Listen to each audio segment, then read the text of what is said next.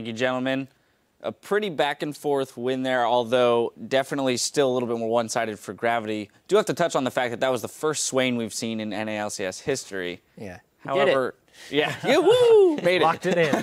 However, a little underwhelming. Yeah, it was unfortunate. I mean, we've all been waiting a really long time to see Quas' Swain. I watch it in solo queue whenever I see it. It's like, oh man, it's Swain, I can't wait. Then it didn't work. The team didn't play around it. But Swain is one of those champions. Although he was down in CS early and had that unfortunate turret dive in the early stages of the game, Swain is a champion that scales very well, both as, you know, a tank but also damage presence because of the Zhonyas and the scaling health on the Roa and his ability to sustain during a fight. So that has to point to Team Liquid obviously looking to the late game saying it's okay that the Swain got off to a slightly slow start. We can still come back in this. Yeah, Keen kind of shut them down there, though. He dominated the mid lane. They put a lot of pressure in that mid lane, threw Phoenix off his game on Azir, very comfortable champion for him, and then they started to play around with pushing and kind of spilling over his lead into other lanes, and that's what really affected it, is that Zed got so far ahead.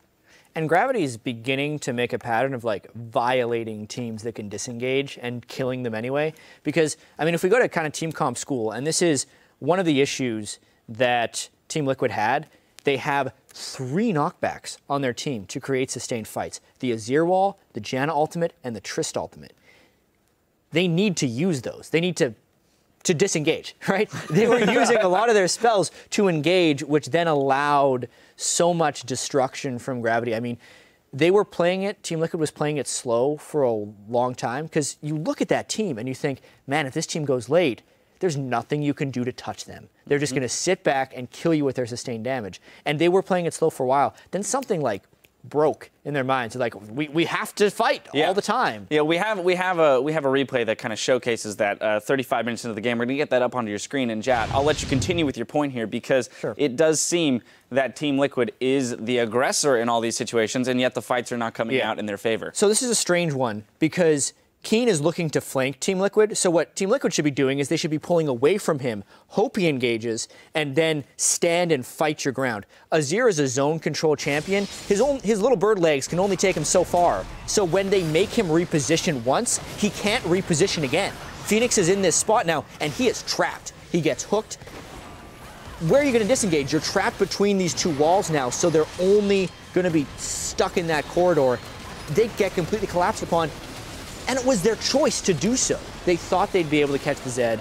They did not. And they should have just been straight back in the mid lane. That fight would have gone much better. Phoenix also failed his flash there. Seemed a little off-kilter. He got first blooded, as Zareen pointed out. Keen was playing pretty fantastically there on Zed. Maybe put him a little bit on edge after that initial first blood. And the end of that fight kind of goes to show how long they would actually need to take down the Maokai. I mean, Piglet was critting him for like 200 damage. Hanser's Maokai was huge. Right, so that's a great example of the things that Team Liquid should not have been doing.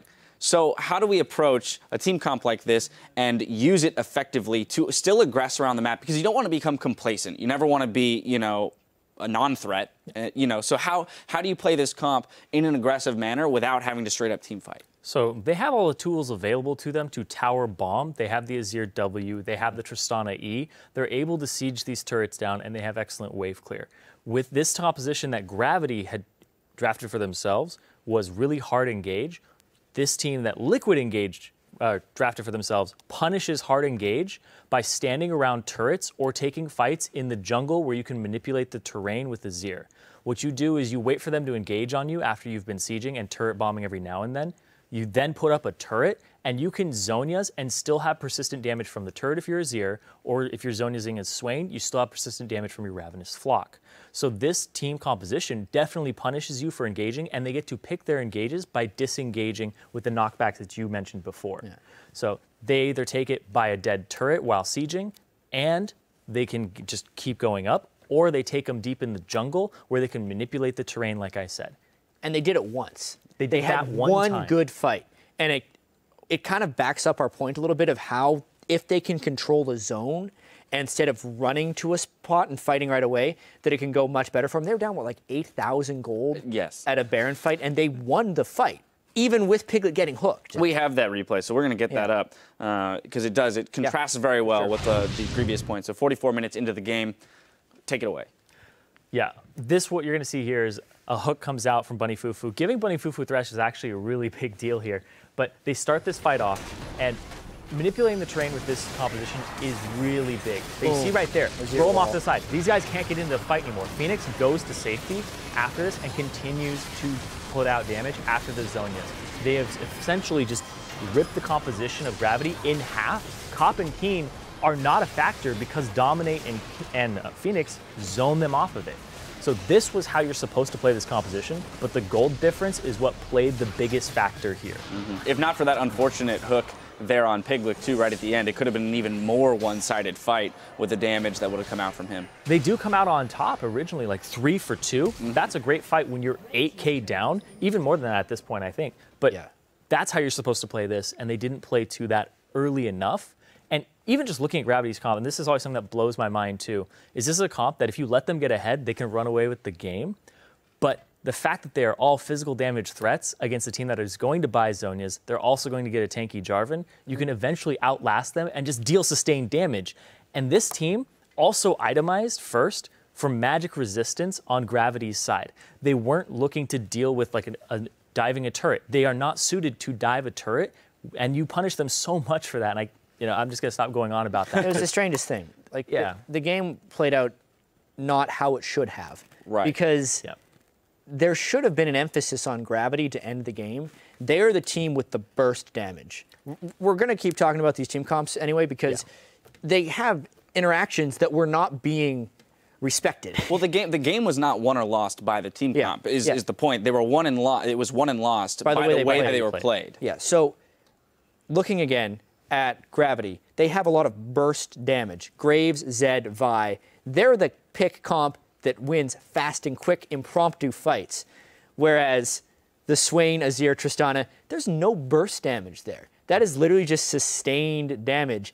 Why are they trying to make the fast, quick fights with the Dominate Jarvan ultimates again and again? It just doesn't make sense when you think about it that way. And that's why they were losing those fights when they were even in gold. An interesting attempt at some innovation, pulling that Swain in at the top lane. Unfortunately, unsuccessful. We'll see if they're more successful in the future. But we've got to step away for a moment. But when we return, Dignitas will take on Team 8 in our 5th game of the day. The action continues in just 3.5.